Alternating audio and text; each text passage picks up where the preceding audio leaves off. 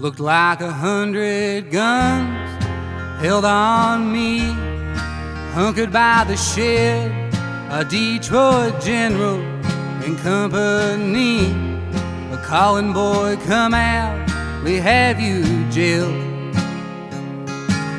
Beside the buckshot door, I stood still, wondering how the hell the bastards found me in those hills, and clinging to a letter that I wished I'd mailed.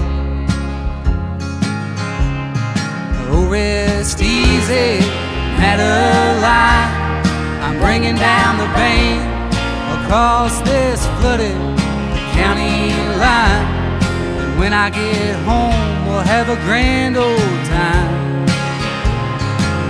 But don't you shed no tears,